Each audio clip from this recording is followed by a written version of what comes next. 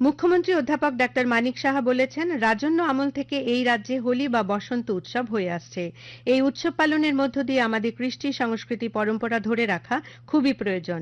আজ আগরতলার কুমারীটিলা বিটি কলেজ প্রাঙ্গণে রাজ্যভিত্তিক বসন্ত উৎসবের আনুষ্ঠানিক উদ্বোধন করে মুখ্যমন্ত্রী একথা বলেন। ত্রিপুরার রাজপরিবারের সঙ্গে রবীন্দ্রনাথের সম্পর্কের কথা উল্লেখ করে মুখ্যমন্ত্রী বলেন, সরকার রাজরাজাদের সম্মান জানানোর পাশাপাশি জনজাতিদের উন্নয়নে বিভিন্ন প্রচেষ্টা চালিয়ে যাচ্ছে। রাজ্যের মিশ্র সংস্কৃতি এতটাই সমৃদ্ধ যে তাকে আঁকড়ে ধরে আমরা গর্ববোধ করি বলে মুখ্যমন্ত্রী মন্তব্য করেন।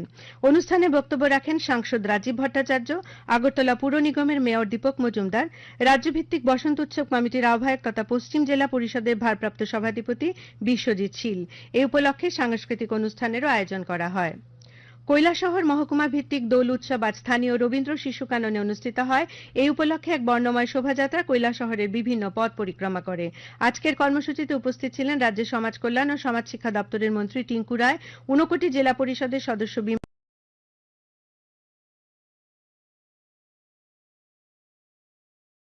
সংখ্যা 3 গুণ বৃদ্ধি পেয়েছে।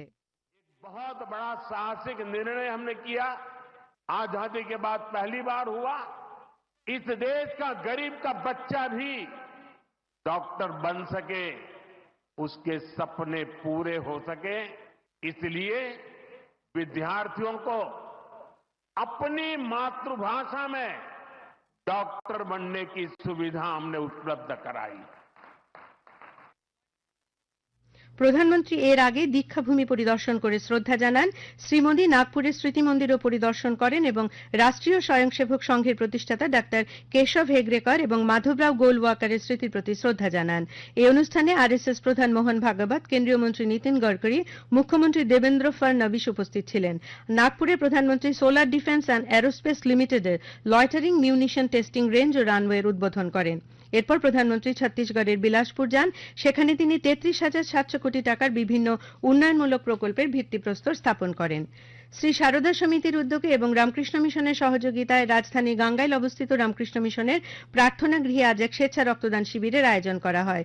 শিবিরের উদ্বোধন করেন বিবেকনগরস্থিত রামকৃষ্ণ মঠ ও মিশনের সম্পাদক স্বামী শুভকরানন্দ মহারাজ। শিবিরে মোট 24 জন স্বেচ্ছা রক্তদান করেন। দি বেটার ওয়ার্ল্ড অর্গানাইজেশনের উদ্যোগে ও জেলা গ্রন্থাগারের সহযোগিতায় ধর্মনগরে আজ স্বেচ্ছা রক্তদান শিবির অনুষ্ঠিত হয়।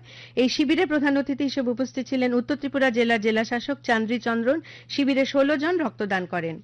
প্রাণী সম্পদ বিকাশ দপ্তরের উদ্যোগে আজ দক্ষিণ জেলার জোলাইবাড়ি দ্বাদশ স্কুল মাঠে জাতীয় প্রাণী সম্পদ মিশনের অধীনে একদিনের প্রাণী সম্পদ মেলা অনুষ্ঠিত হয়। সমবায় মন্ত্রী শুক্লাচরণ নোয়াতিয়া মেলার উদ্বোধন করেন। রাজ্য দাবা সংস্থা আয়োজিত চেস ফর এভরিওয়ান ফিডে রেটিং দাবা প্রতিযোগিতায় মেহেকদীপ গোপ অপরাজিত চ্যাম্পিয়ন হয়েছেন। ভোকালস পয়েন্টে প্রিয়াংশু শেখর সোহাইনকে পেছনে ফেলে মেহেকদীপ খেতাব পান। টিসিএ পরিচালিত তপন স্মৃতি ঘরোয়া নকআউট ক্রিকেটের 2টি কোয়ার্টার ফাইনাল ম্যাচ আগামীকাল হবে। নরসিংগড়ের টিআইটি মাঠে সংহতি ক্লাব খেলবে হারভে ক্লাবের বিরুদ্ধে এবং পুলিশ ট্রেনিং একাডেমি মাঠে জয়নগর ক্রিকেট ক্লাব খেলবে মৌচাক ক্লাবের বিরুদ্ধে। শান্তিরবাজার মহকুমা ক্রিকেট অ্যাসোসিয়েশন আয়োজিত টি20 ক্রিকেট টুর্নামেন্টে আজ মুহুরীপুর জনকল্যাণ সমিতিকে 8 উইকেটে পরাজিত করে জগন্নাথপাড়া প্লে সেন্টার। স্থানীয় সংবাদ আজকের মতো এখানেই শেষ হলো। পরবর্তী বাংলা স্থানীয় সংবাদ প্রচারিত হবে আগামীকাল সকাল 7:35 মিনিটে।